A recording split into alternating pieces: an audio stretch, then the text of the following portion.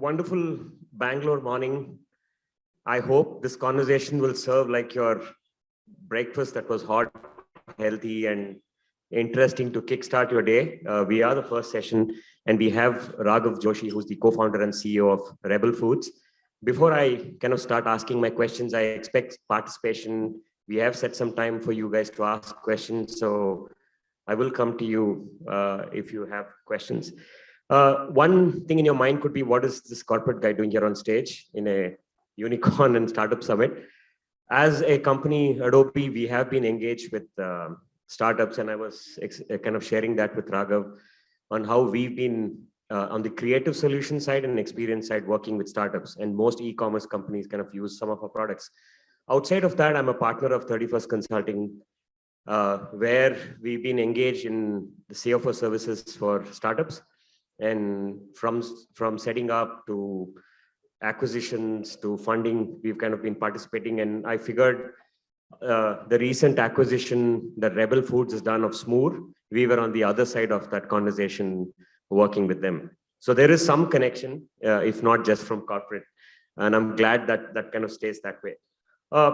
To introduce our conversation, the four businesses we thought were recession-free was healthcare, education, grocery, kirana equivalent, and food.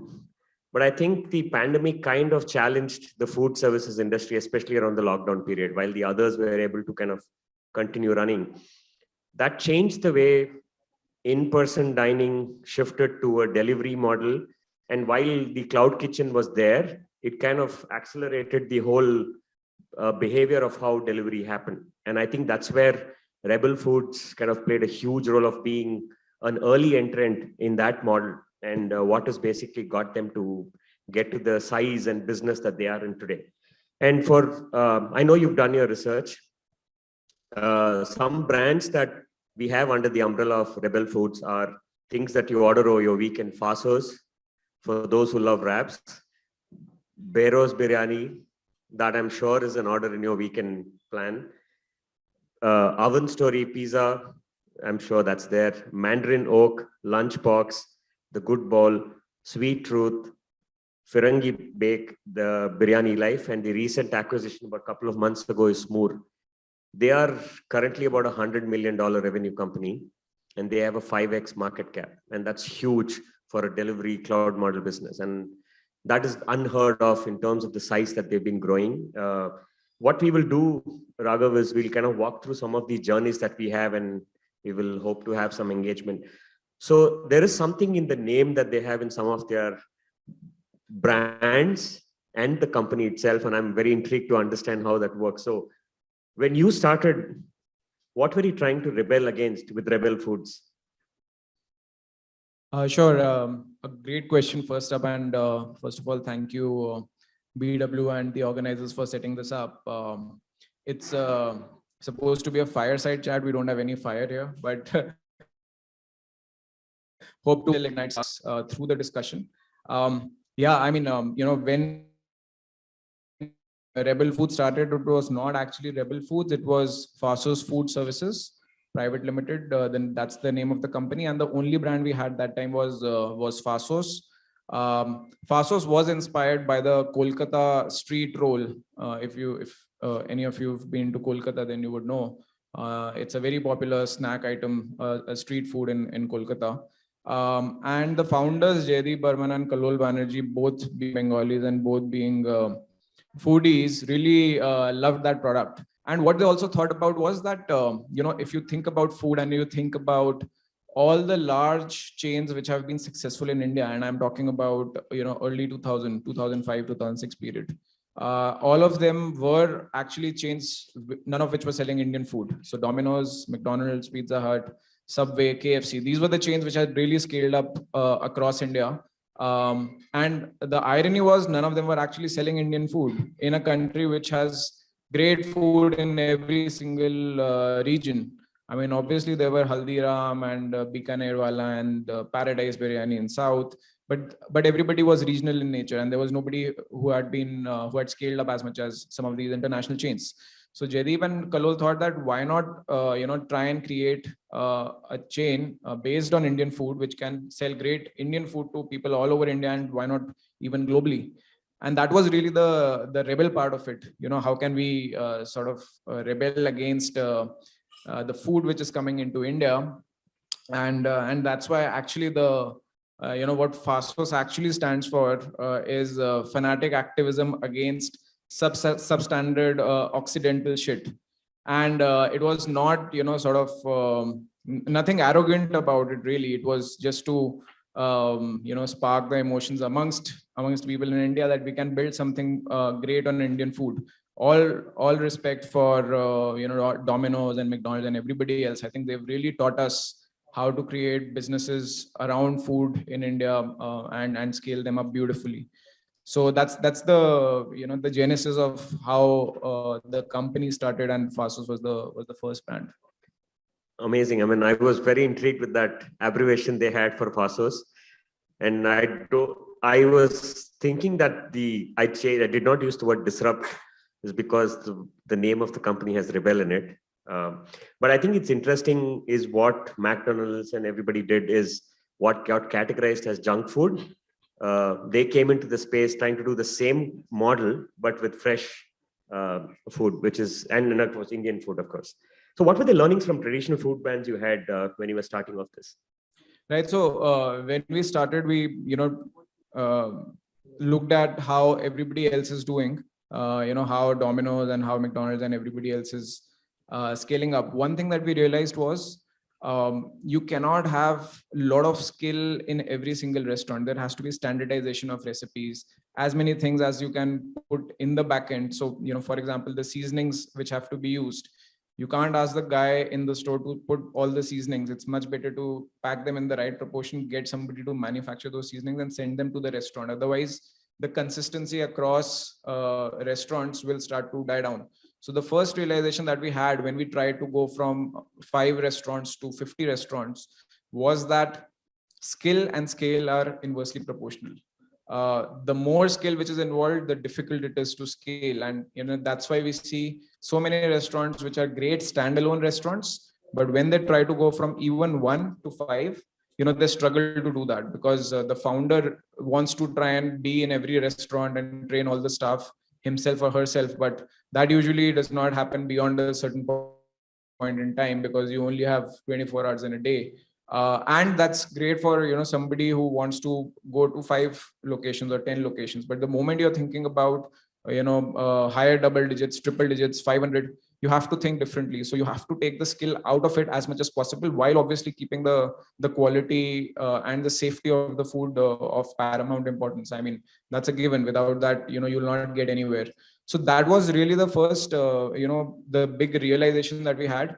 The second was that we have to think about every single cuisine differently. So we at one point in time thought about adding biryanis and pizzas to FASOS itself, but we realized that in customers in India, they associate, and not just India, everywhere, people associate cuisines with brands. So when you think about pizza, you think Domino's or Pizza Hut, right? When you think about burgers, you think about McDonald's or somebody else. If Domino's would launch a biryani, I'm not sure how many people would actually order it, right? Because that's how we think.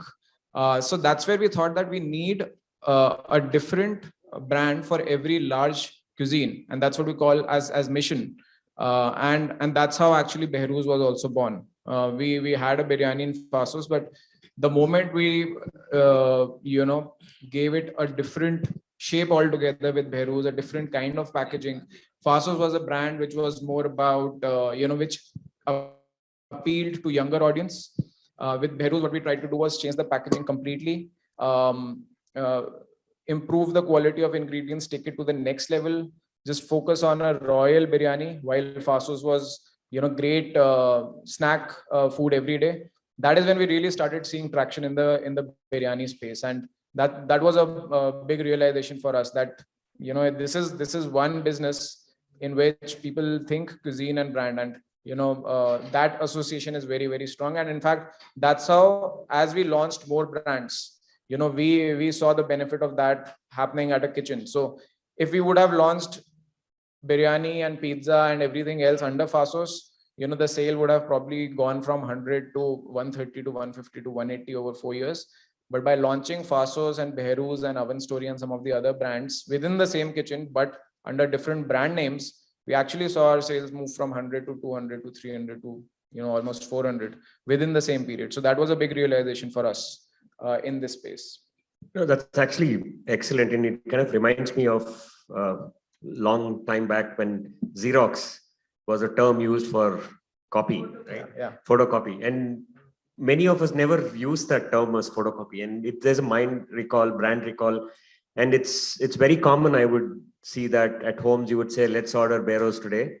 I'm using the same example, but you would not kind of go and say, let's order biryani. So that's, I think, very interesting, and how you categorized your products with brands, and it seems to be working, because we were discussing on how orders are placed based on brand names.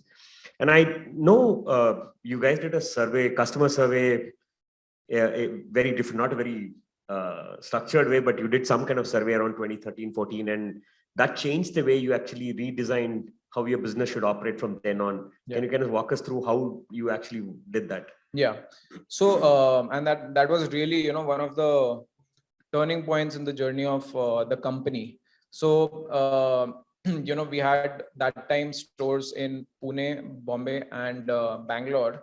And customers could walk into the stores. They were small stores, like 200, 300 square feet in size. Some of you might have probably seen them somewhere in Bangalore as well. But we just ran a survey and we asked people, why do you order from Fasos? And people said that, great product, etc. This is the taste I like of a particular product, etc. And a follow-on question was, how did you come to know about Fasos? So, almost nobody actually said that I went to the store and ordered it for the first time. Then we actually asked all of those people that, how did you actually come to know about it? So people said that we saw somebody eating, or we saw, some marketing campaign from your side on internet, etc. So we realized that most of our people had not even seen our store, let alone walk inside and order from there for the first time. And the reason we thought we should open 9 stores was for people to first experience the product and then, go and order online. But in this case, people had not seen. Probably we had not done a great job of putting ourselves in the right locations, which are visible to customers, but somehow we were still getting the kind of traction that we were hoping to get in each area. So we thought that why not just try this as an experiment and just remove the signage. Instead of the high street, go to the back of the street. Instead of the ground floor, go to the first floor. And on the first floor also, instead of front of the building, go to the back of the building. So basically try and really reduce the rent, which is 15% of 15 to 20% for the industry. Any brand that you think about will typically pay 15, 20% as rent. Fine dine restaurants even more. So when we did that, our rent as percentage of sales actually reduced from 15% to 4%. And even today it is, in the range of 3 to 4%. And that really allowed us that 11, 12% that we saved. And that was just the monthly operating expenditure saving. The capital expenditure in setting up the restaurant also went down, because now we just had to set up the kitchen. So the capex went down by 50, 60%. The rent went down from 15% to 4%, and all of this saving we could use to give more value to customers. Obviously, some of that had to be put in delivery. You needed to put more delivery folks for the same amount of sales, because some customers were, instead of walking in, were now ordering. But it really allowed us to create value. And in fact, that is the moment when we realize that now that we are in a kitchen and customers are not walking in, why restrict ourselves to just one brand? And that's how Behroo's was born in 2015-16. And from a single brand customer facing business, we went to a single brand cloud business, and then a multi-brand cloud business. So these were the couple of pivotal moments in our journey. That's when we also realized that, our business, like I was talking about earlier, our business, food businesses, is something where customers want variety, right? It's unlike, let's say, a taxi business. If you think about a taxi business, you go from your home to office every day. You ideally want the same experience if the experience is good. If a driver comes and shows up at your home and takes you to the right location in a great cab, you ideally want the same driver to show up next day because he knows exactly where you want to go. So you want the same experience every single day in a taxi business. But we are not like that. If you've ordered pizza today, it's very unlikely that you will order pizza tomorrow again. In fact, you'll probably not order it in the next 2 weeks. Some of you will, for sure, but most of us, do not order it that frequently. In fact, for some of the large pizza chains globally, the average in India, the average ordering frequency of a customer is 3 times or 4 times a year for a repeat customer. So that's the kind of frequency which is there in pizza.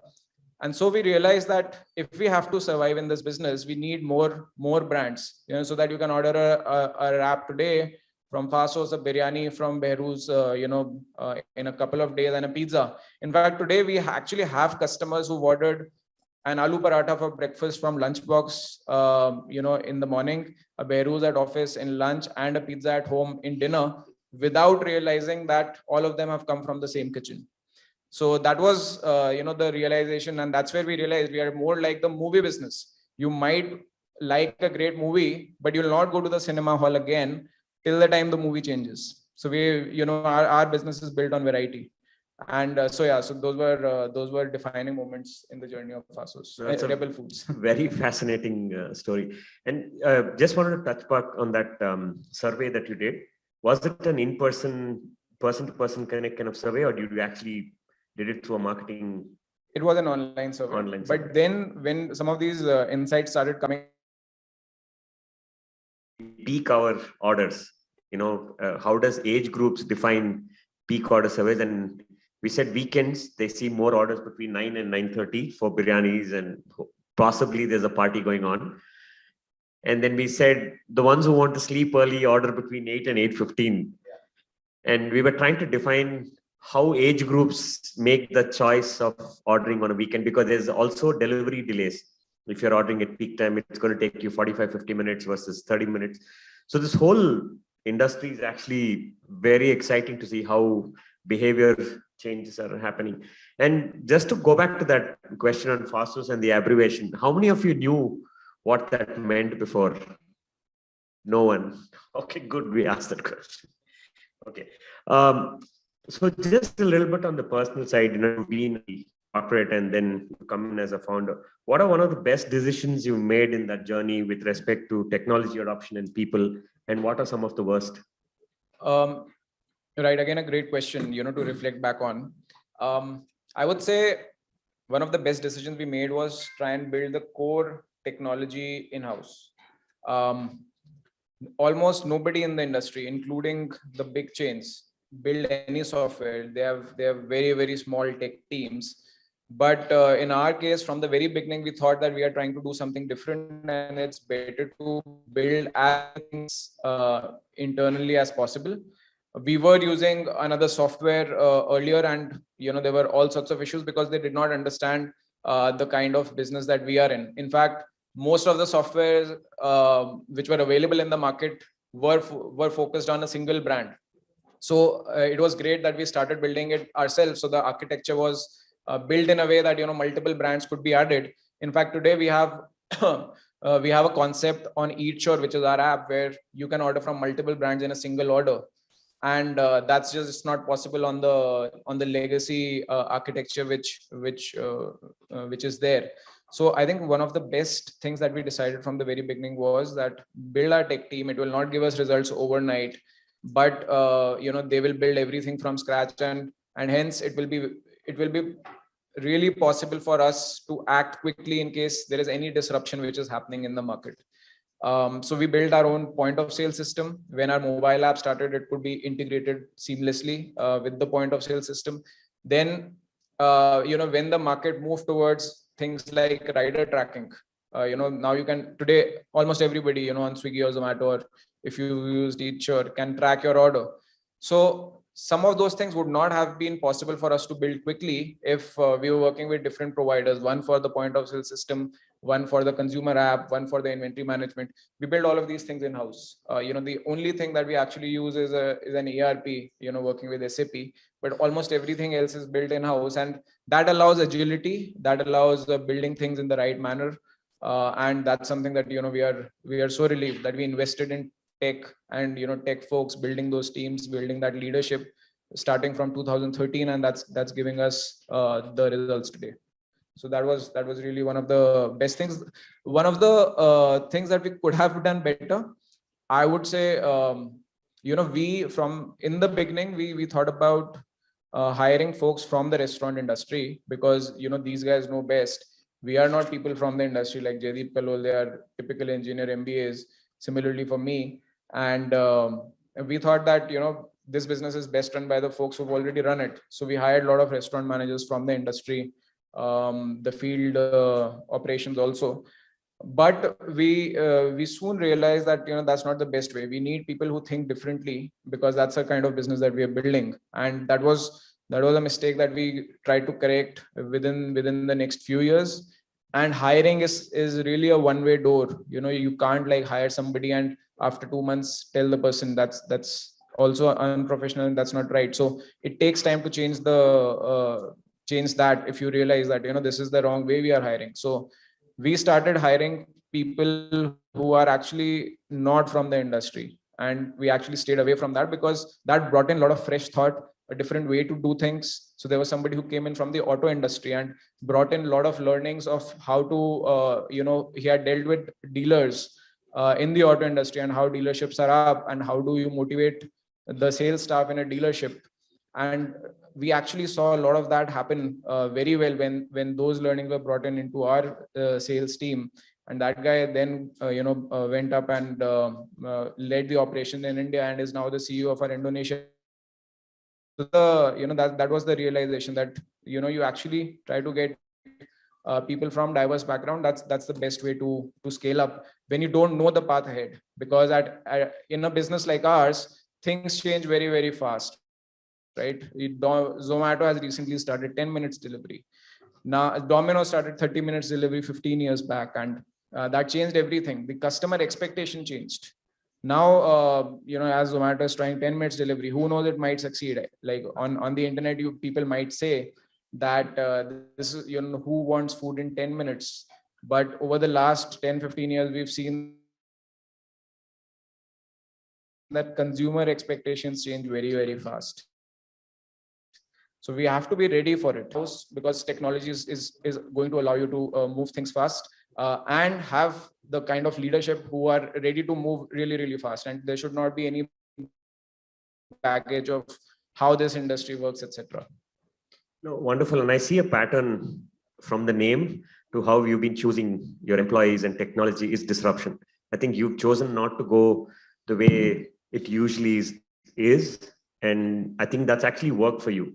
You've put challenges in front of you, taken risks, and I'm sure there are failures, like you said. You chose a restaurant experienced person, not giving you the real outcome, but you found it in a different way. And I think it's a lesson for all of us, right? When you are in this kind of business, you have to take chances, and that you do have failures, but it leads you to something better. I mean, there are stories that's actually helping us. And for all of you, Raghav is actually from the corporate industry, and only the last few years with Rebel Foods, he's been on the startup side. So being a business analyst, a CEO in your past life or past corporate career, what are the changes in mindset you had to do to shift from an employee to a founder kind of role? I joined the company 10 years back, and before that I was with Deloitte Consulting, and obviously there in consulting projects we were very, very clear that okay, this needs to be done, this is the framework, and this is the expected output. So everything was in a set pattern as much as possible. When I joined Fasos back then, soon after joining, I was sharing with Raghu, Jaideep just told me to go and start our South India business. And I just drove down one fine morning from Bombay to Bangalore to start looking at how to open in Bangalore, and started looking for outlets, started going to McDonald's and Domino's and looking for staff to hire, like whoever seemed to be great with customers, giving his or her full energy. Just wait for that person to come outside, talk to that person that, are you looking for a change, etc., and try to hire. And maybe some of the mistakes that I was talking about, started back then. But what I soon realized was that there was so much freedom that was given to me as a co-founder, and I almost owed up. It is now that there's so much freedom given to me, I have to show results. So a sense of ownership came in almost instantly, and that's what you do as a founder. That sense of ownership tells you that everything is your problem. You can't go back and say, report to Bombay and say that, this is the problem I'm facing, or that is the problem I'm facing in Bangalore. You have to solve everything. At the same time, while everything is your problem, you also realize as you scale up that you can't solve everything. So you need the right set of leadership, and you have to invest time in building that leadership so that you don't have to solve everything, and the folks solve for them. I was reading an article on Amazon. Jeff Bezos spoke about it in a really nice way on the journey within Amazon, and he said that when you start a company, you are focused on how to do something and actually doing it. Like he actually used to pick up books and take them to a shipping place and then ship to customers. Like you're actually doing things yourself. Then as you scale up, you start focusing on what to do. So you move from books to movies, and you increase the catalog, and you focus on what should the company do next, because now you have some folks who are there to do things. And as you scale up even further, you start focusing on the who part of it. So you actually are not in a position to now even decide what the company should do. You are now in a place where you have to decide who will do it. So that's where the leadership comes in. You can't solve everything yourself.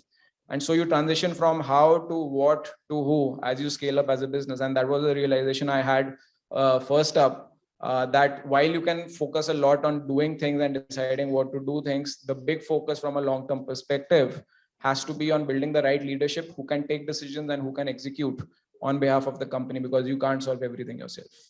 So those were some realizations. Yeah, I think amazing learning, especially for those who spent reasonable amount of time in corporate. To switch over is not that easy. Might be a little easier if you had very little time in corporate. I'm to the fag end of my questions, and probably you guys should get ready with yours. What are the fears as an entrepreneur, and what do you think is the likely disruption that Rebel Foods will face? I think every entrepreneur out there, every founder has this fear that, as I'm trying to grow the company, as we scale up, will we be able to preserve the culture in the company? When you're a small team, everybody is a warrior. Everybody, eats, sleeps, breathes the mission of the company. But as you grow, as you get more people, and some of those people you'll not be able to always interview yourself. You'll like walk into them one fine day and realize, okay, this is a new person who's joined the company.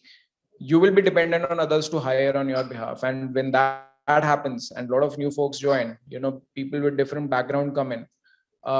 And that's a reality you can't run away from, right? So how do you preserve the culture, the way you wanted the company to be, the values that you stand for, whether everybody who's joining stands up for those values?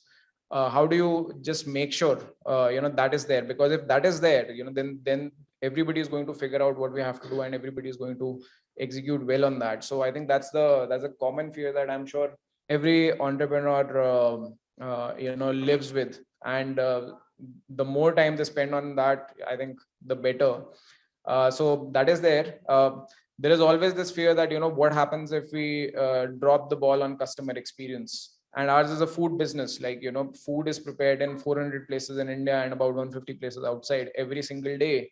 And it's in a matter of hours that the food can get spoiled, and something wrong can happen. So you have to put a lot of checks and balances in place for like more than 1 lakh orders which are happening on an everyday basis. So that is something which always we have the right mechanism, and we are confident about our processes. But in the food business, you do not have any scope for letting the guard down. So that is something that we are always very, very careful about. And customer experience, food safety is a part of customer experience for our business. We always have to keep listening to customers. So as I said, the example of 10-minute delivery, we have to see, how our customers moving. If the customer expectations are actually going to change to 10-15 minute delivery, then we have to prepare for it. Maybe we have to run pilots ourselves and see that whether this is actually something which is happening and our customers willing to pay a little bit extra for getting their food instantly. And if that is going to happen, we have to adapt to it. We can't just say that, we will run this business like this. And that is something that we always have to guard against, and that can disrupt us. If we don't listen to it, then it can totally disrupt us. Yeah, I think very relevant points. And you spoke on culture. I think that's become much more relevant with corporates also across every organization since pandemic. With this hybrid model, everybody's trying to figure out, well, as a concept it works, then it impacts culture. What happens to people who are joining into the organization? How do they understand? And I think it's a phase, again, another transformational phase everybody's going through. We'll redefine what it means.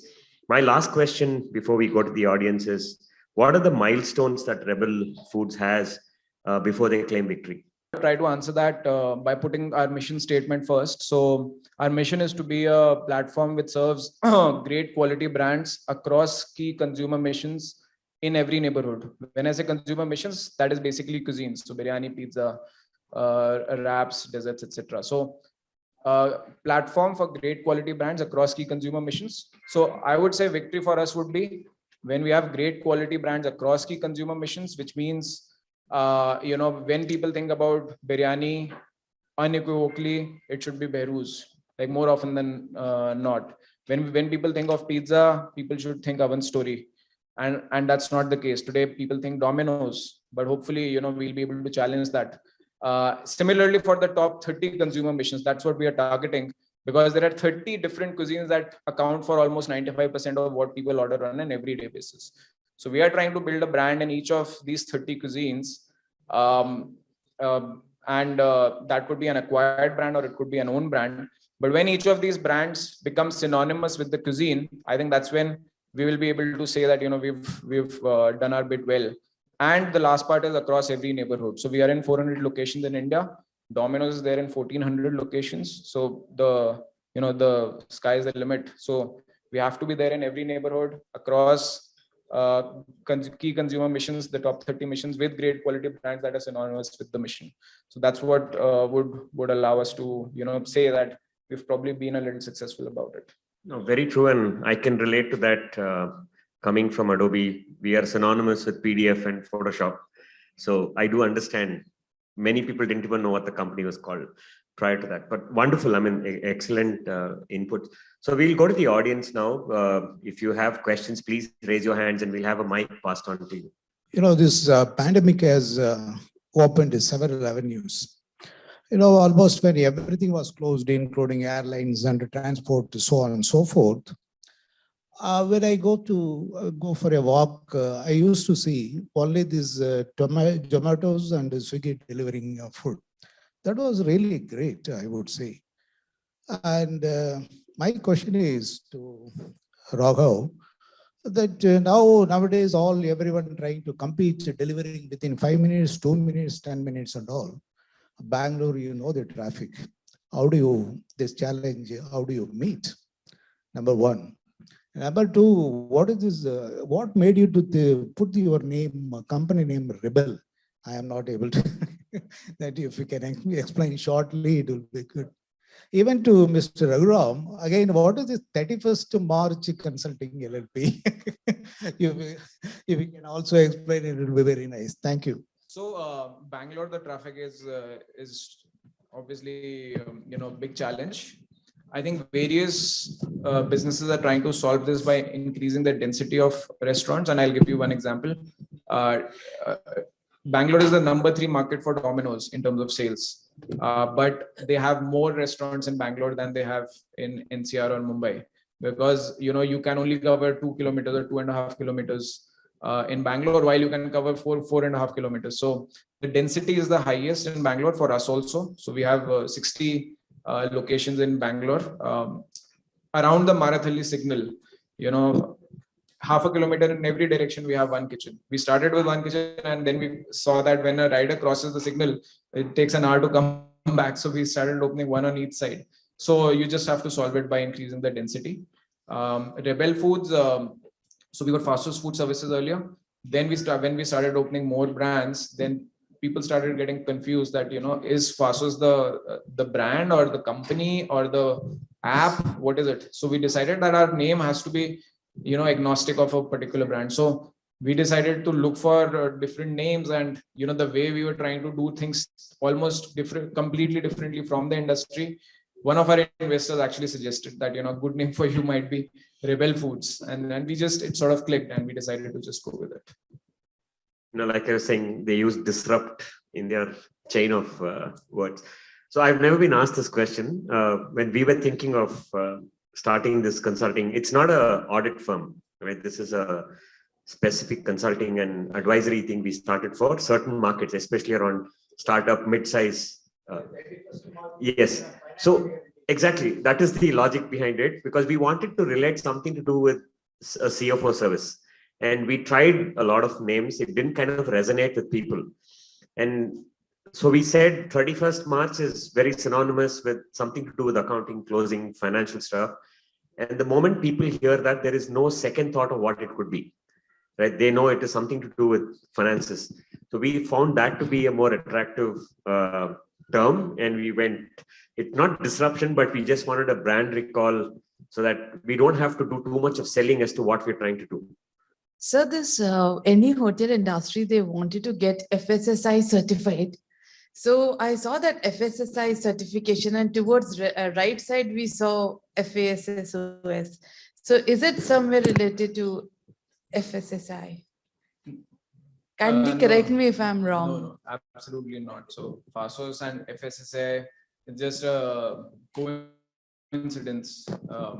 FSSAI is Food Safety Authority of India, Food Safety and Security Authority of India. Yeah, and that's a license. That's amongst the 3 licenses which are required for any restaurant to operate. Well, FASOS is in the beginning of the discussion. I mentioned the full form of FASOS, which is very, very different.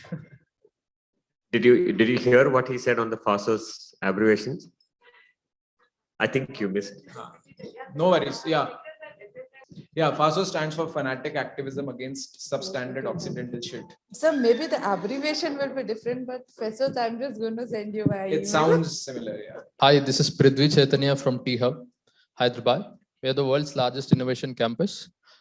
My question is that you've done multiple rebranding and reinventing in your business model, and a lot of learnings. Given an opportunity to rewind or go back to square one and reinvent again and restart again, what are those learnings that you would have done it differently in terms of building the same business?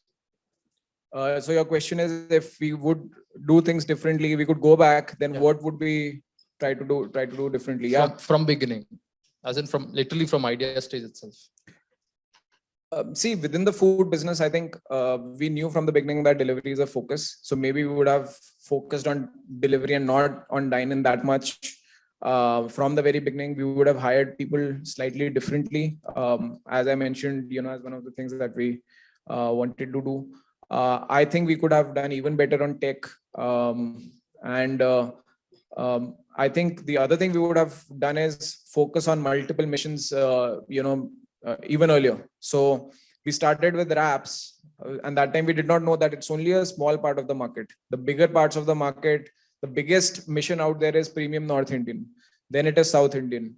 Then it is biryani. Then it is pizza. So we build brands on biryani and pizza. We still don't have a brand on premium North Indian or South Indian. And we are trying to do that now. So if we would have done things differently, we would have probably attacked the biggest pie of the business earlier. And our kitchens, they evolved over time. So even today, our kitchen is 1,500 square feet in size to 2,000 square feet, in which we try to put 15, 20 different cuisines. If we would have started, we would have, probably built larger kitchens. But a lot of these are learnings which always come in hindsight. And it's okay, as long as we are listening to the customer, the pulse of the market, and willing to change, I think it's okay.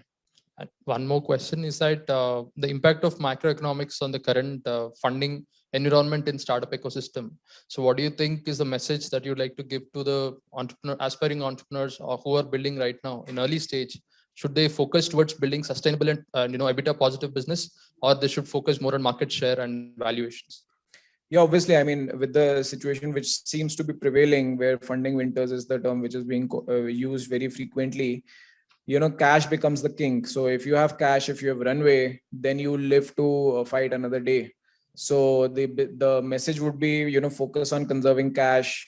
If there are experiments that you want to do which burn too much cash, probably just shift them out by a few months till the time the situation is better, and try to focus on profitability and unit economics and EBITDA margins, because you require cash right now for the next 12 months, who knows, 24 months, maybe even 36 months.